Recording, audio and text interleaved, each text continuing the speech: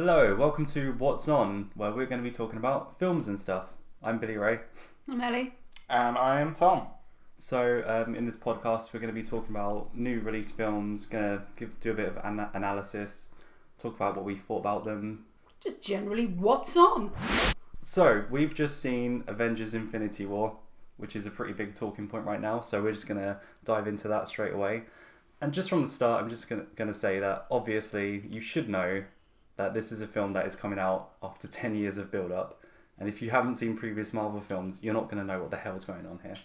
I mean, you don't have to see all of them. Nah, not all of them. They're not all relevant. Yeah, I admittedly haven't seen Thor Ragnarok yet, which really upsets me. And I realise I haven't seen another Thor film recently because we were talking about it in the garden yesterday. Wait, you haven't seen Dark World? No. You haven't seen Dark World? No, do you know what? I didn't even really... I knew it existed and then I forgot it existed. So I've just now realised its existence and haven't watched it. And I claim to be a massive Thor fan, and now I'm just like, no, I had to hand my Thor card back. But yeah, I liked this film. I really did like this film. I left it in tears. You know, just to jump right into the death scenes, I really wasn't that bothered about a lot of the people who are, gone. But I have recently watched Spider-Man Homecoming and have fallen in love with Tom Holland's character as well as the actor himself. I've seen interviews, he seemed really cool.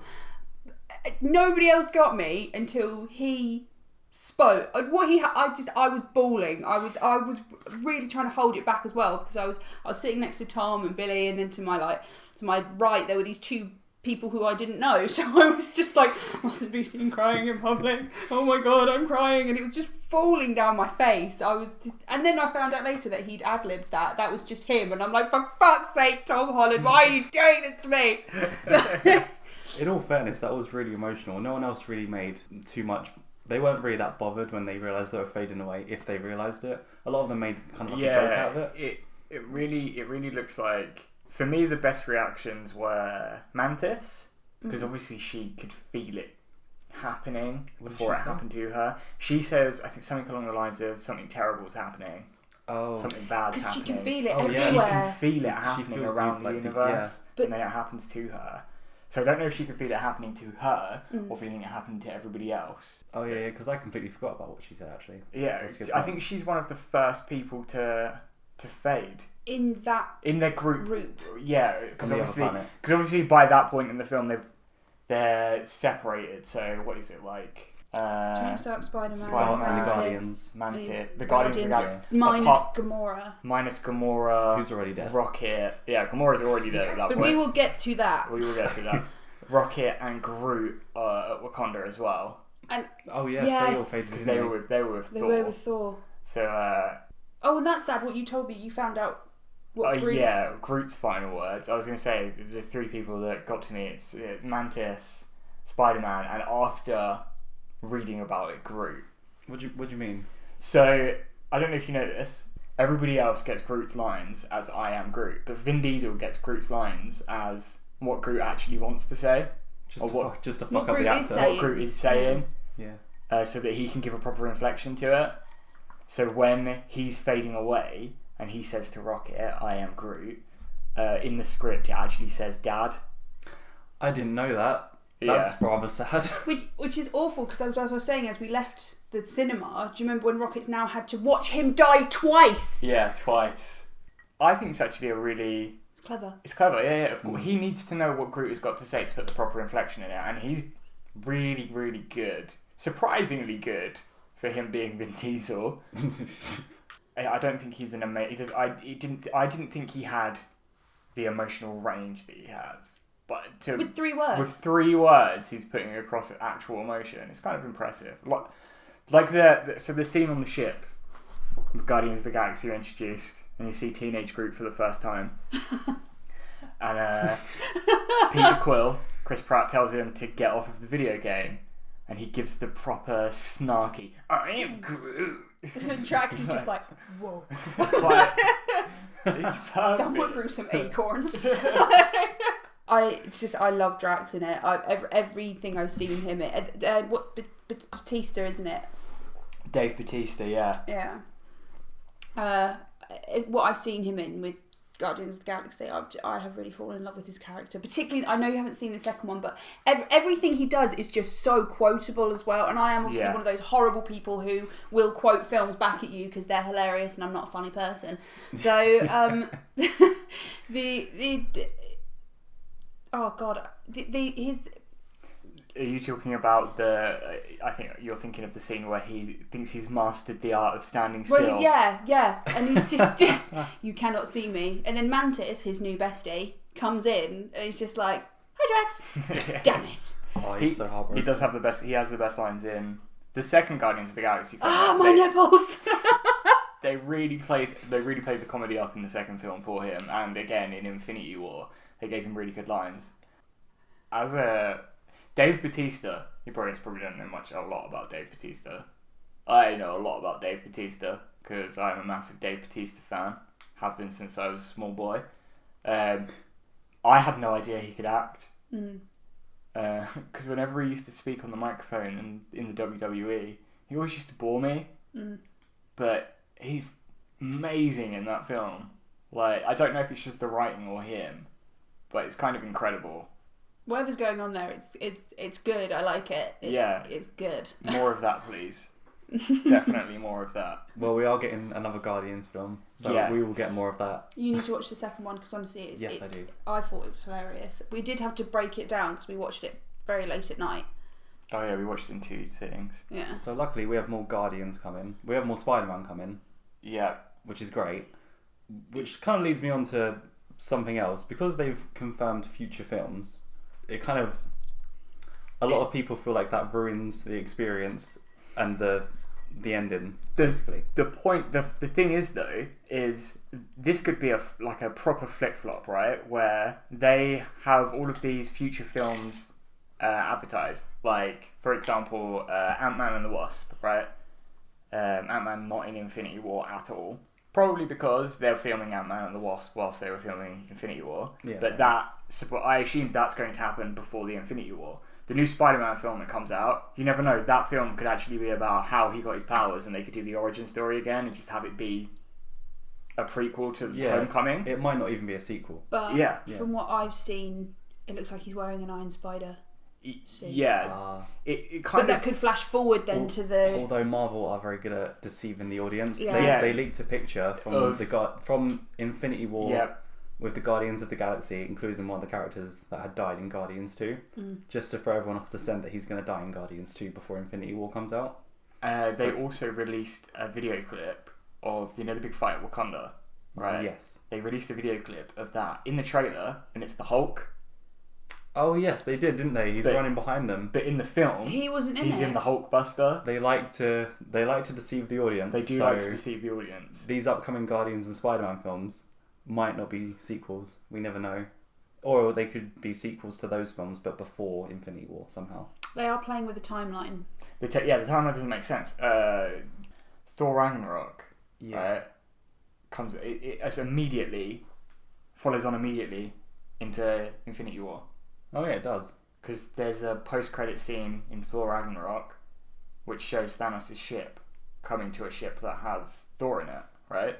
But Black Panther came out between Ragnarok and Infinity War. So they don't abide to their own timeline. They don't do it linearly, at least, in time order. Because, if Captain America would have had to have been the first film then. And I don't think the whole thing would have been as successful as it is with Captain America as the first film. Iron Man's the first film, isn't it? Yeah. Is it Iron Man? Or was it Hulk? I think it was Iron Man. Well, they did The Incredible Hulk, which was meant to start off, but I don't think anyone liked it. But they scrapped basically it. retconned that entire film. And started again with Iron Man and went in a different direction, and that's the direction that's stuck. Yeah. The thing is, I really liked the Edward Norton. I haven't seen it, but I don't have any interest in seeing it, in all honesty. I don't know. Yeah, it's a good film, but Mark Ruffalo is a better Bruce Banner. Yeah, fair enough. I agree. He's very good. It is a good film, in my opinion. He's a really good Bruce Banner, and you need a good Bruce Banner because Hulk is just a thing. And Hulk looks better. Yeah. The new Hulk looks better. The old Hulk had some weird haircut. Yeah, but I think that's from the comics as well. It kind of looks like the comic book Hulk. It was trying to look like him, but the thing is, you have to remember that technology has just gone. We can't even begin to imagine the different.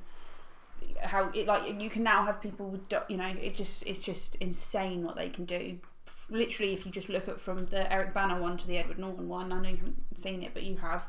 The difference there is just ridiculous. Yeah, the Abomination looks like shit in that He film. looks like that. I don't even know why they did that.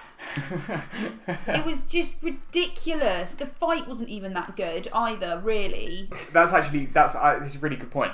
So you compared that fight with the Incredible Hulk to the Abomination in that Incredible Hulk film to the fight at the beginning of Infinity War between Hulk and Thanos. I was sick. Visually stunning. Even in it's shot in low light, obviously. Well, I say shot in low light. It's shot in a spaceship. I assume the whole thing is CGI. The whole fight sequence is CGI. I imagine they maybe actually thought it out and then they CGI'd it up, because I know that the guys actually physically play the characters. Like, Mark Ruffalo actually physically plays the Hulk.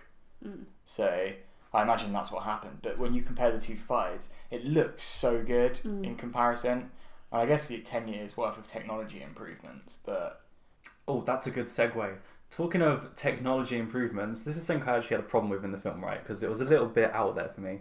I know that they're in space now, and it's all a bit out there. There's wizards, but there's wizards. I didn't like the nanomachine suits. I thought that was a little bit much, because Iron Man has one, and then he throws on at Spider-Man like this little tiny device thing, and it attaches him, and then this new suit just forms around him. Oh no, the spider suit gets blasted at him from the Avengers headquarters.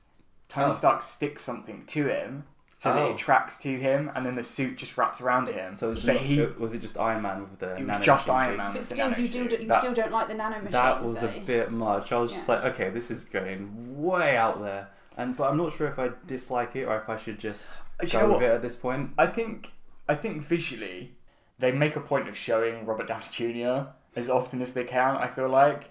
So I feel like going the nanomachine way does it makes it look visually really fucking impressive. That especially once he started to run out of the nanomachines and bits of the suit were not reforming behind him as it was getting destroyed and beaten off of him. Parts of the suit were like taking away from his back or his legs. It was like actually visibly disappearing as Thanos destroyed the nanomachines. I really like that. I thought that looked good.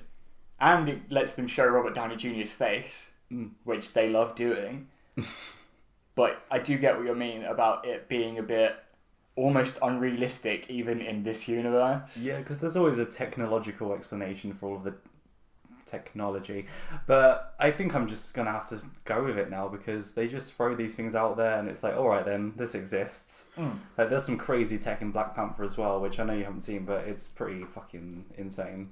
You see, I think I felt the same, but I would have felt the same if I hadn't have recently watched Homecoming, where you obviously see literally the common folk of people have managed to get hold of some of the alien weapons and managed to make their own things. So why wouldn't Iron Man, who actually has the lottery of the best bits other than what they can salvage, I think he would go in that direction. And we already have... we already in our reality have nanobots, not quite obviously to that level, but he's supposed to be a genius with a lot of spare time on his hands. Billionaire genius playboy. Philanthropist or something. Yeah. So I think it is within the reality of the world. I just think there is a very sudden rushing with all these people coming together from all these different films that we've kind of taken as... We knew they were in the universe, but we took them within themselves as their own films. They've come colliding together as one, and it all feels very rushed. Because I said that in the way the film was structured. We all agreed when we stepped out that it felt like the first 30 minutes of Rogue One. It felt like a Star Wars film, because you're like, so we have these guys over here and they're doing this, and then you have these guys over here who are doing this, but just wait and see, because they've just found the lost person, these the guys over here, and it's just, you're just jumping from one place to the other. Yeah, but with that many characters, you do kind of have to, is the unfortunate thing, because I reckon they could have released everybody's individual stories as individual films, like for 30 minutes, and people probably would still enjoy it. But you're not going to pay to watch that. You've watched that on YouTube, but you're not going to pay to watch that. No, I agree, and I agree that it had to be that way. I don't actually see any other way, but it just felt for me at first it did feel a bit kind of rushed. Yeah, because there are so many characters to focus on that they all get not as much screen time as you'd like if it's your favourite character, so they all have a smaller amount of screen time just to fit them all in. So it is a bit... I think that's going to be less of a problem in the second film, because obviously there's going to be a lot less characters in the second film. See, I got off really lucky because, as you two know, I am not a big fan of Captain America. Don't like his character. And I've got nothing against the actor, Chris Evans. I really liked him as... Love Cap. Human Torch in Fantastic Four. Really? I thought he was fun. I thought he was funny. I thought he was really funny considering the kind of low quality of the film itself. He was a refreshing, funny character. He's the best thing in that film. I will give you that. He is 100%. The best thing in that film. Yeah. Yeah. So I don't mind him at all. I just don't like Captain America. I just don't. He's horrible. It's because it's because of the Bucky obsession. He just lets him get away with fucking everything. And it's also because you're English, and why would we be amused by Captain America? I'm pretty sure there's an English version of like Captain America. Really? Yeah. That sounds awful. I'm sure there was a comic about it. Like just an English version of it. It's essentially Captain America. Captain Britain. But yeah, it's like Captain Britain or something. But he is self-professed propaganda. Of the time, he was propaganda. He's propaganda from so the time. I think maybe that's why he irks me. But he wasn't in it for ages. And I was just like, yeah, trekking along, everything's fine. Forgetting that obviously they'd wanted to call him at the beginning. So of course he's going to be at the end. And of course now he's going to be probably running the show in the second one. Unless Thor comes along and is like, nah, I lost an eye and now I've got a weird mutant eye in my head. I am running the show. I mean, he is the leader of the Avengers, Captain America. I thought Iron Man was.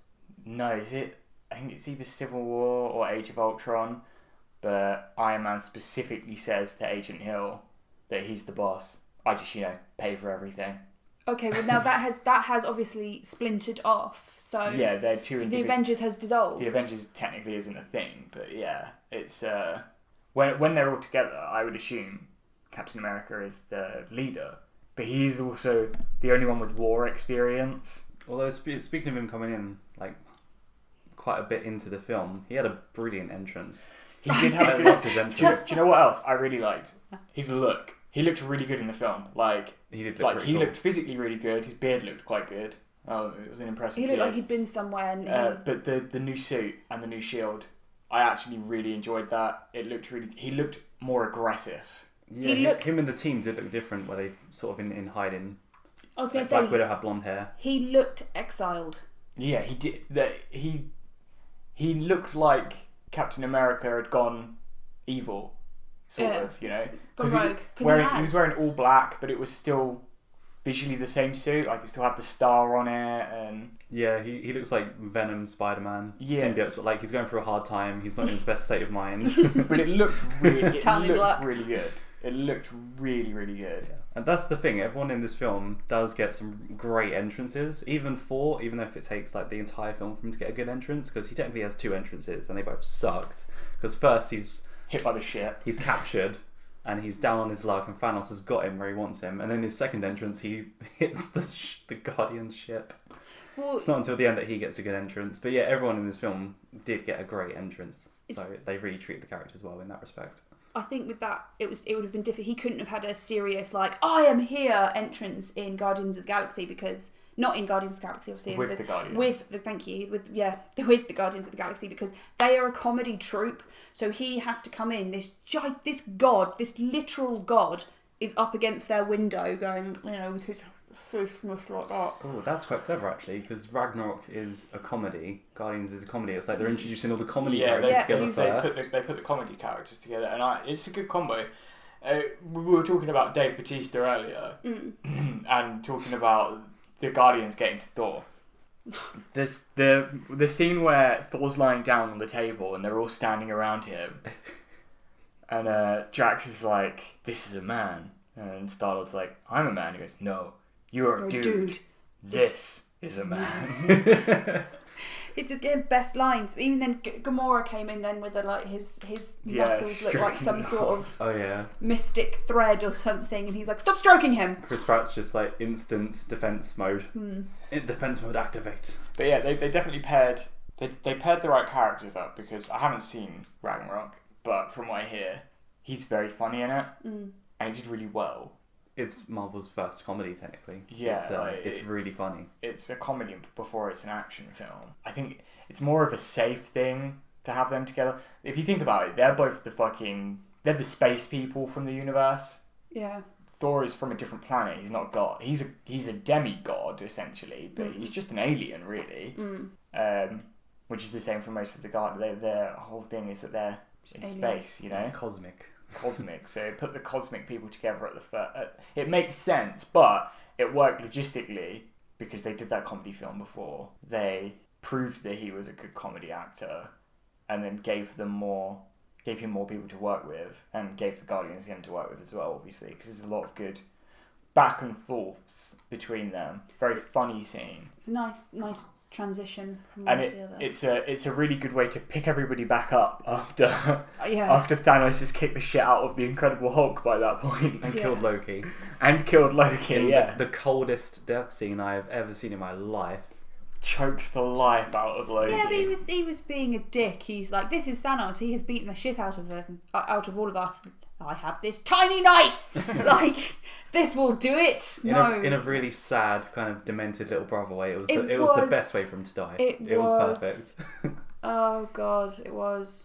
And it was. I liked when obviously they're talking about Gamora is Thanos' daughter, and obviously Thor gets up in a kind of okay then, like he's going to attack her. Yeah, and it's like but she hates him too, and blah, blah, blah, and he just comes over and goes, families are complicated, and obviously you've got this, they don't know what to make of him. They're just like, is he going to attack us? Is he going to take our ship? What is he going to do? And I think they all know they're kind of a little bit helpless if he does decide to do anything, because Drax is in absolute awe of him. Yeah. And Drax is a big man. He's a big man. He's a big scary man.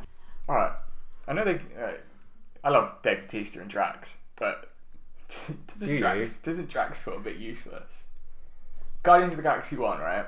Actually, he tries to fight Ronan, and Ronan kicks the shit out of him. Ronan's not even as powerful as Thanos. In this film, he's in awe of Thor, who isn't even as powerful as Thanos.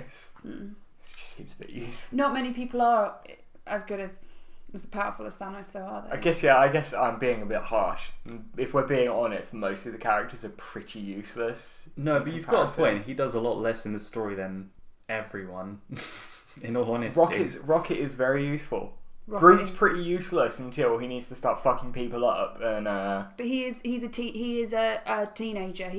If he was Groot as an adult, I think he would have been more. Even in Guardians of the Galaxy 2, baby Groot. It's a baby. He still fucks people up. He's basically he did fuck people up, but he was also basically a bubble head that you can put in your car. Let's not forget that Groot played a really crucial part in making Thor's new weapon. So Groot was useful. MVP. What's MVP? Most valuable player. Do you not know that? No. You really didn't know that? No, I didn't know that. Oh god. But that's interesting. Another thing is about the hammer. The hammer, right? So the axe. Yeah, sorry, the axe. It's an axe, but really, cool, get it right. Stormbreaker is what it's called. Yeah.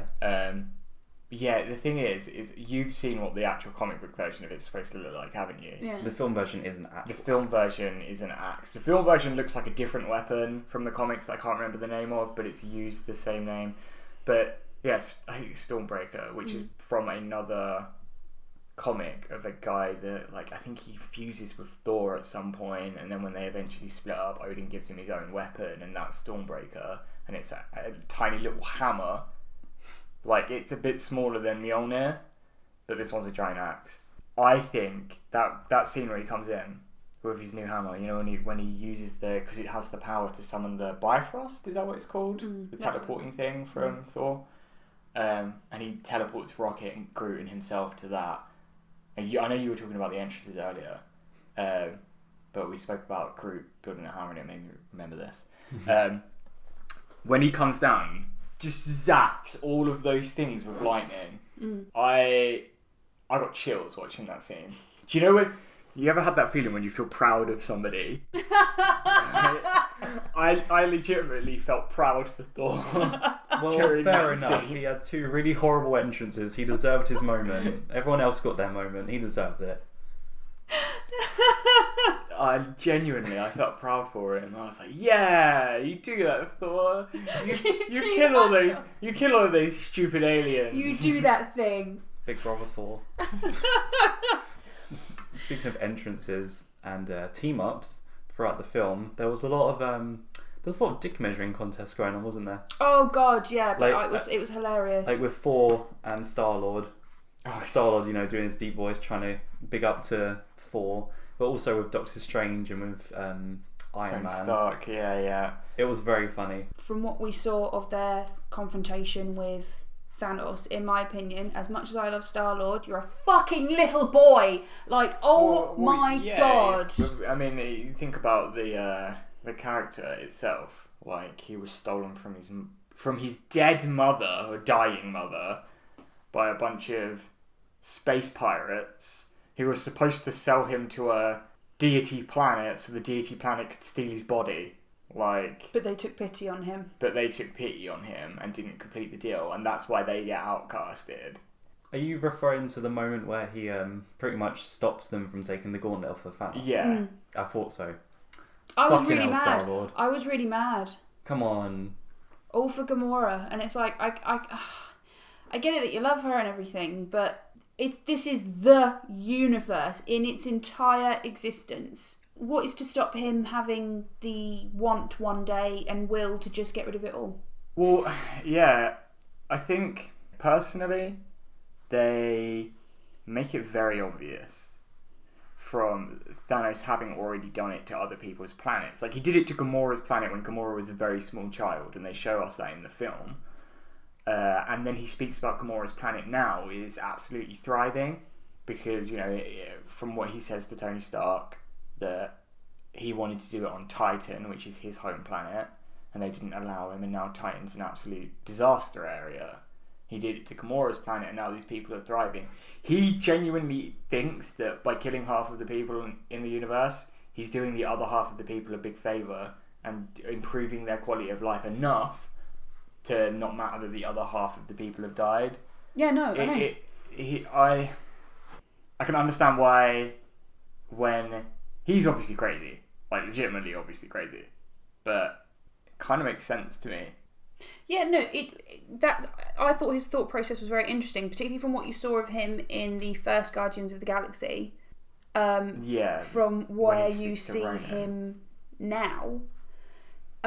His relationship with Gamora, I if they hadn't shown what they had shown of him being loving towards her, I thought he had been this horrible dad. No, to Nebula he's been fucking awful, disgusting. But to Gamora, we really don't actually know that. We just know that because Nebula has said that. Okay, well, and Gamora even said that she was treated awfully by him. He could love Nebula as much as he loves Gamora, but the reason that Gamora is all cybernetic is because Nebula is all cybernetic is because she could never beat Gamora.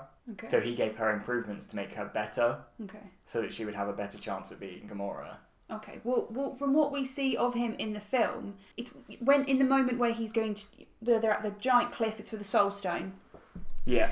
I think she's such an idiot where she's just kind of laughing at him, going, "Ha ha, why are you crying? Like, well, you've got no one to push." And it's like, you are so dumb. You are so dumb. Like, those are not those. Even I sat there going, those are not tears of I've lost. Those are tears of I have to lose something I love. Even I could tell the difference, and I know. Maybe it's supposed to be like a, oh my god, I want to get through. She really pissed me off, this film, and obviously Star-Lord's reaction to her death, let him have the gauntlet. It just. Do you know what? It's a complete inverse for her character. This film, she seemed very dumb. But in Guardians of the Galaxy 2, she's the person that's on it, and she's the person that's calling out all of this stupid bullshit and being like, you're being dumb. Mm. But for some reason in this film, all of a sudden she's lost all of that intelligence that evidently she had in Guardians of the Galaxy 2. Mm. And doesn't present that and doesn't put two and two together and realise that Thanos did love her, and that's why She's on there. I'm not going to call this lazy writing, but in terms of how the film was written, they probably just thought this is the end of her story. I disagree. So she's just sad. She knows it's coming. I don't know. Yeah, I don't think it's the end of her story, because obviously they had that scene with her and Thanos after he does the when she's a little girl. When she's a little girl and she's talking to him. He sacrificed her to get the Soul Stone, right? He throws her off of the cliff after obviously seeing the Red Skull for some fucking reason. Whatever. Fun little cameo there. That happened. Let's move on. He throws her off the cliff, and then the Soul Stone appears, right? So I imagine that she's binded with the Soul Stone. It's not a crazy theory, because we do see their interaction. Yeah, with the gauntlet, it goes funny.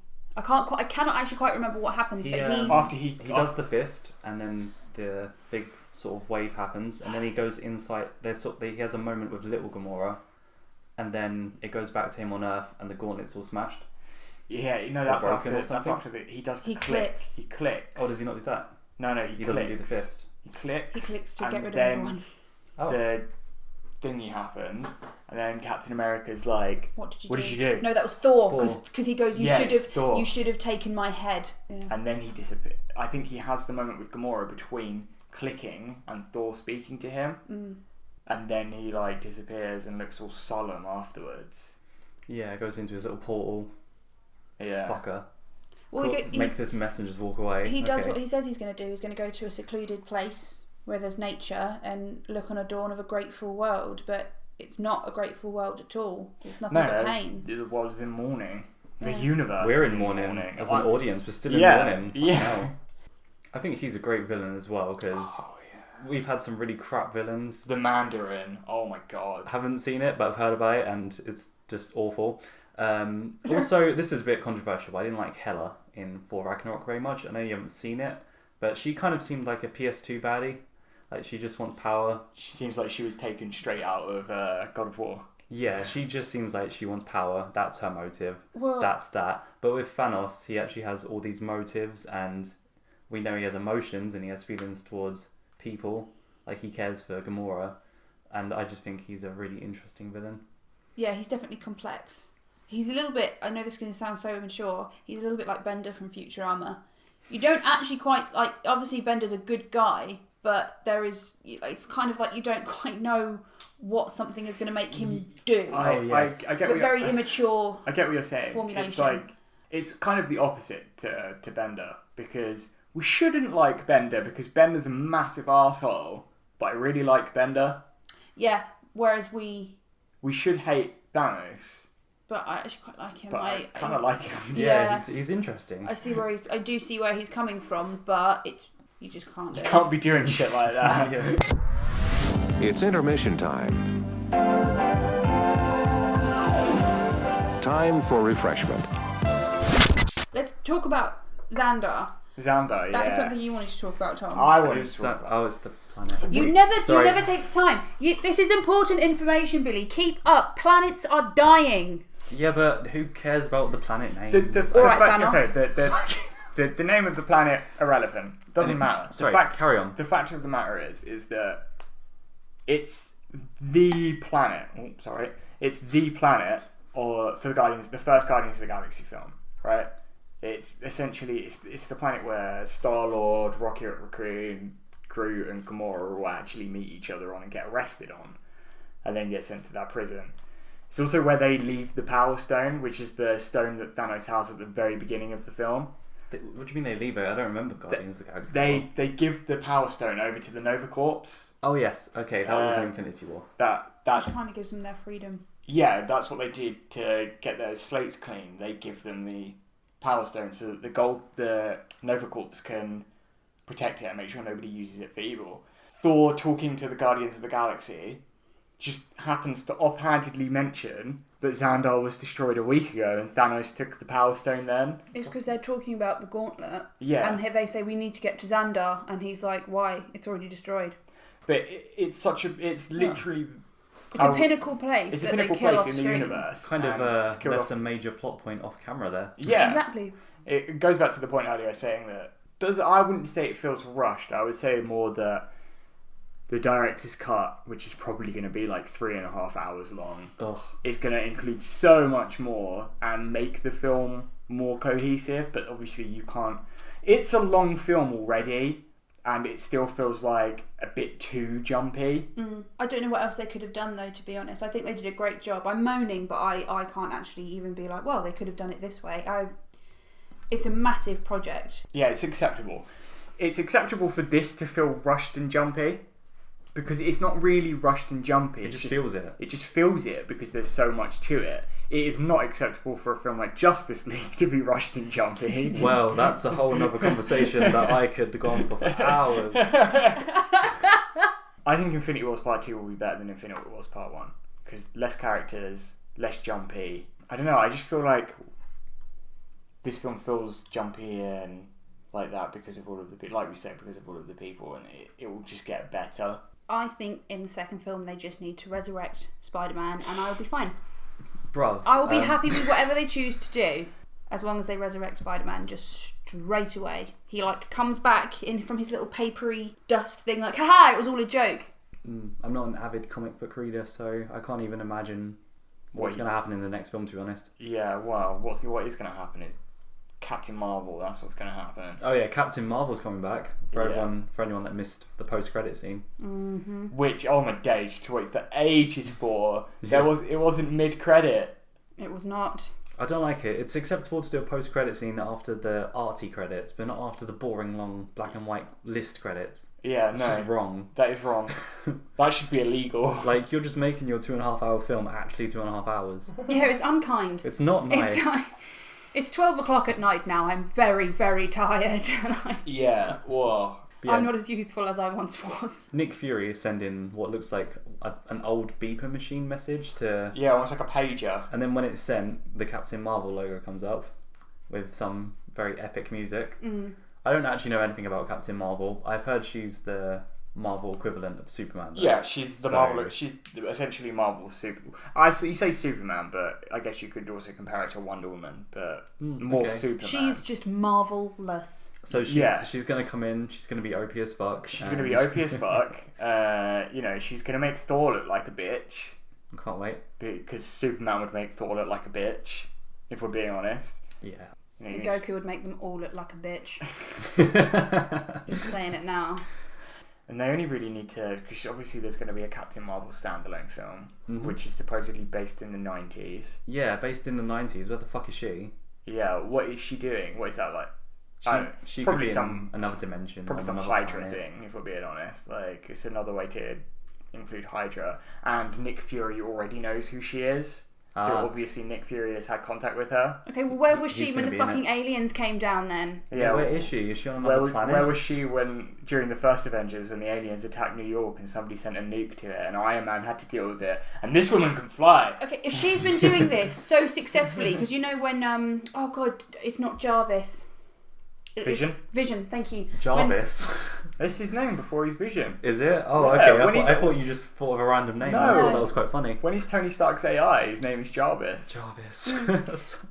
Sorry, carry on. Vision says about, since you guys have come out and more of you have been coming out, you've been inviting more danger. If Captain Marvel has been going around since the bloody 90s and not getting any sort of attention, where were you when everybody was suing everybody and going, you need to sign this and you need to do that? Where the hell were you?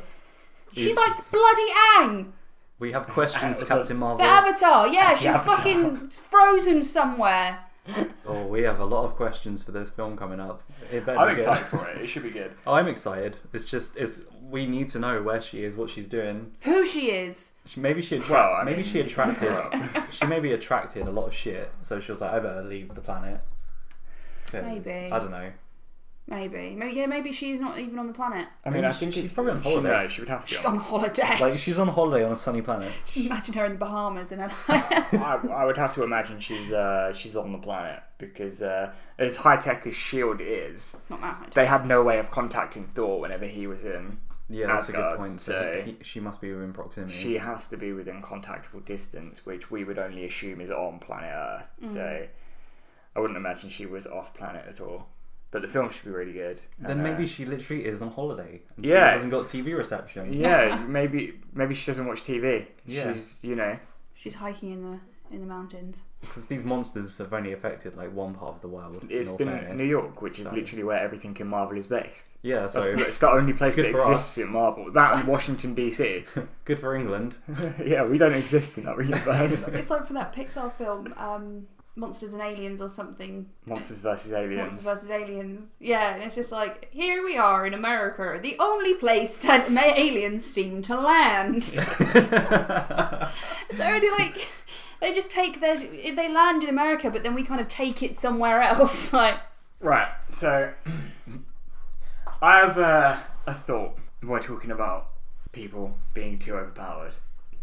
Right? We're going to talk about people being underpowered.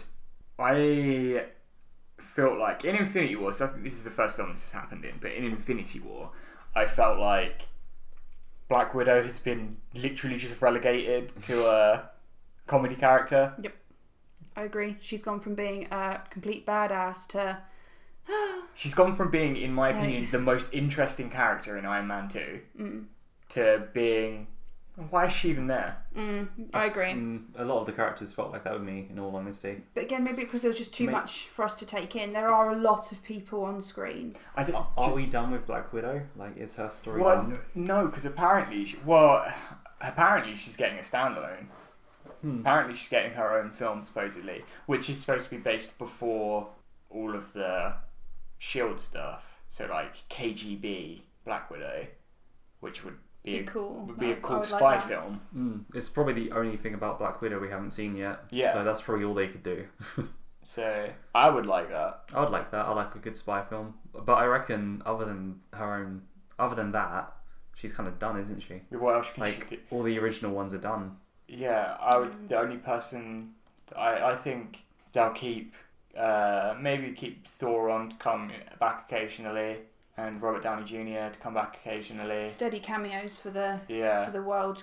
maybe even Chris Evans, if depending on who actually dies of the characters that's left in the second Infinity War, the second Avengers film. Maybe Doctor Strange had to keep Iron Man alive, so that he dies in the end. So that they can do the bloody scene from Avengers, or is it Age of Ultron, where he has the flashbacks. I think it's Age of Ultron. Wanda gives him the vision of the big thingy going down to Earth, and all of the original Avengers are like lying, like dead or dying on a platform, and Iron Man is still alive, watching his friends die, and supposedly it's Thanos who does that. Oh, snap, foreshadowing. I Yeah, like it. and all of them survived the fabled clique. Oh, it'd be so tragic. It's such a nice way to end the original Avengers arc, though, isn't it? Just like the very last phase of this whole Avengers thing. We're going to send off the original ones. It's going to be like their time because everyone else is dead. They all die in a blaze of glory. Captain Marvel shows up and saves the day. And then we get all the new generation of heroes back, and it'll be like a nice send off for them, introducing the new ones as Avengers. And then a new Avengers dynamic. So in terms of future films, we can agree that all of the new generation are going to come back. Maybe, Like, hopefully. Spider-Man will come back. Doctor Strange will come back. Black Panther will come back. But is there a Black Panther and a Doctor Strange film? That's a good point. Are but there any who the confirmed? hell would sign on to a contract in the Marvel Universe with only this like one main film and then a side cameo and then Infinity War? Who would do that? Benedict Cumberbatch. No way. Yes, he would. Yes, he would. He would. Because he is more. He's also doing a Netflix show right now. He's doing another show with Tom Holland as well. I think Doctor Strange has a possibility of actually being dead. Oh, Benny, no. And staying dead, because he's already got a lot going on, and I don't actually know the gentleman who plays Black Panther. I don't know his name either. But has he got stuff coming up as well then? Yes, Black Panther 2 has been confirmed. Oh, snap, yeah. Okay. So there is definitely a Black Panther 2, but that, again, we don't know where that could be in the timeline. But I think if you're actually looking at actors and what they're doing at the moment, Benedict Cumberbatch is much more of a person who would just be like, I want to do a couple of things and not really sign myself on for much more. Yeah, That's true. He does like to jump around. And Doctor Strange is probably a very good character to only have in it for a short time, because you'd lose interest in stuff like that after a while. And Doctor Strange doesn't want to be part of this whole big doesn't thing. want to He be part of just the wants to Avengers. protect start, you wants know. to He protect just the wants science. to protect mystical things. Yeah, so he just wants to, It's go away and. If they do one more Doctor Strange film at least, I'll be happy because his film was great. It was really interesting. We'll have to watch it because I haven't seen it. I'm pretty sure it's the least successful Marvel film. Is it really? Which is a Well, real as in shame. like in the new MCU. As in the in the MCU. Oh really? I would like Which to is a see real it because shame. it's got. Is it Tilda Tilda Swinton. Swinton. Oh, I love her. She's great. She's an excellent actress, and She she's is. great in this as well. She's so good. Everything you put her in, she's just fantastic. So we're a bit So we are not universally agreeing that Doctor Strange will come back. Then No. I don't think so. I'm just hoping. I'll hope for you. I just don't think. Spider-Man is the best Spider-Man so far. He's got to come back. Oh, hands down. Tom Holland's got to come back. I still don't like that Aunt May is that young, but I can understand why they did it. She's getting younger not in really. each Spider-Man thing, isn't Yeah, she? every new Spider-Man she gets younger. 'Cause she was younger in the Andrew Garfield ones, Yeah, but she still was. older. And now she's She's meant to be an old lady. Yeah. She's meant to be elderly. Do you know who'd be a fantastic Aunt May? Glenn Close. that was quick. Wow. You've been thinking about this, haven't you? I have Glenn Close. I was going to say Helen Mirren, but Yes, yeah. she would as well. She's Yeah. great. Glenn Close. She's a national treasure. Just like that. Weird people in film. Weird people to be in the film, right? So there's a very fantastic cameo in the film, obviously. We're assuming everybody has already seen the film. Peter Dinklage as the dwarf. Oh my god. I was going to say he was great. Wasn't he good? And the dynamic of him being a giant dwarf A giant dwarf. it was quite funny. You know, in like situational comedy style funny. And he was incredibly moving as well. Obviously, when it's like, why did you do this? And he's like, Why because didn't you protect us? Why didn't you protect? Asgard was supposed to protect us. Yeah, and then what's happened? And it's like, well, I made the gauntlet because he said he was going to kill everybody, and then he killed everybody anyway. And then he smelted his hands, and it's just like, what? Just let him die. But I'm glad he didn't, because obviously Peter Dinklage got to be in the film. He was But very good. That was a very nice cameo. where he was left is torturous. Even now Thor has gone, he's still in a He's torturous still on his place. own He's with still no on hands. They've Or left just him left there. him there. Yeah, that literally just dawned on you. It has. Oh, I just realised. What an arsehole. I was just like, yeah, I've got stuff to do. I've got shit to get on Be with. right back. I'm saving the universe. Thanks for the axe, BRB. Yeah. Cheers later. Oh, you know you were saying about funny cameos actually. Yeah. Ryan Reynolds put a really funny tweet. Ryan Reynolds, who plays Daredevil. The letter he Yeah, sent. have you Oh seen my this? god. Ryan Reynolds, who plays Daredevil. Deadpool. Sorry, Do you mean Deadpool. Deadpool? Yeah. Did you see the tweet he wrote? Yeah. It was like, from a guy who knows when to quit, I'm glad you never did. Congrats, Avengers. And then he posted a picture of this letter from Tony Stark. Ari joining the Avengers. No, absolutely not. Go bother Professor X. No, sincerely, Tony Stark. With a coffee stain ring around it. Lots of coffee stain, actually. So yeah, we love Deadpool, but he is not welcome in the Avengers apparently. Well, not just because it's from different studios, but yeah, they don't Is want him. Deadpool a different studio? Sony. Yeah, he's with Deadpool's Sony. Sony. That's why he's with the X-Men. Oh, yes, it's true. Because Sony have their own Maximoff twins as well, don't they? I really, really, really, really, really want them to do a standalone film with Tom Holland and Ryan Reynolds as Spider-Man and Deadpool. I think that would be sick, and I would like to start a petition. I think it would be a genuinely decent film. Let's just Yeah. merge. Let's just merge the Sony and Marvel stuff. We're doing in like. You other can do it for one dimensions. film. You can do it for But one if they're going to film. do it for one film, right? That you'd would be a you'd sick have one. I know the film hasn't come out yet, but Tom Hardy's Venom would have to be in that film as well, right? Cool. Like, if they were going to do that. That's fine. I just want Deadpool and Spider-Man. That would be sick. I'd rather watch Venom first because that film doesn't look good. You don't think it looks good? No, I think Tom Hardy will make the best of it. but I will go see it anyway. The problem is that I watched the trailer, and I don't like watching trailers. Why do you think it doesn't look good? I know this is... I don't know. It just doesn't look good at all to me. It's just because I always thought of Venom in a Spider-Man sense. as a bad guy. Yeah, to Spider-Man, and it's just not that. As And Spider-Man's... this isn't the Venom that I'm used to. No, yeah, he's you're used to him as Spider-Man's foil. Yeah. Yeah. He's not always Spider-Man's foil. I think it's... because they don't have Spider-Man anymore. It's the best thing they can do while still owning the rights to Venom. of what they've still got the rights for and what they're not making movies for, Venom's probably the best thing. Yeah, to do a because I think standalone they're for. still making a Sinister Six or something as well. Or like they still have films planned, They have films planned, yeah. like Spider-Man villain films. It's just Yeah. weird. Like, just stop.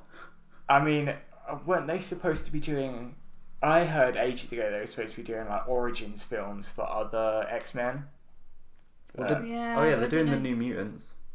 Is that what that is? Yeah. Isn't that supposed to be a horror film? Yeah. Which has been pushed back a year so that they can do reshoots and It's got- make it horror.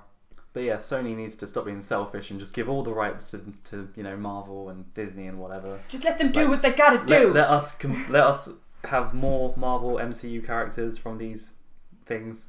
I don't know. I think Sony have done very well with Deadpool. No, they've done That's great right. with Deadpool, not gonna lie. It's such a shame that he's Some not of in the the- MCU though. Some of the X-Men films are bad, Yep, in my yep. opinion. Is that Yeah. Sony though, or is that Ryan Reynolds? Because I've got a very strong feeling that Ryan that Reynolds. film has got his balls rubbed all the fuck over it. Like, he loves that. That's his that is his baby. That's not his baby. Well, Deadpool in the comics once said that if he was going to have a film, he would be played by Ryan Reynolds, That's quite fun. and then Ryan Reynolds played him in the film. So That's very funny. I and like he'd been that. petitioning to get the film done for 13 years. Damn. That's how much he wanted to play him and be him. And I think he probably saw that and was like, "That's it. And then he that is it." tragically played Deadpool in X-Men Origins, and it sucked. It did suck. But we can talk more about Deadpool when Deadpool 2 comes out, which is quite yeah, soon. we should not talk about Deadpool now. I was gonna say. No. I mean, I think we're all wrapped up for Infinity. Yeah, thank you for listening. You can message us at whatsonpodcast@outlook.com if you want to. Excellent. I Awesome. didn't even know we I had didn't that. know that, no. Well, I made it this morning once we were like sure on the name. I was like, I'll just quickly make it. Oh, cool. So at least we know who wears the trousers. See you guys later. If anyone's listening, please send us questions and comments and stuff. That'd be nice. And yeah, we shall see you next time. Bye from me. Bye. See you later.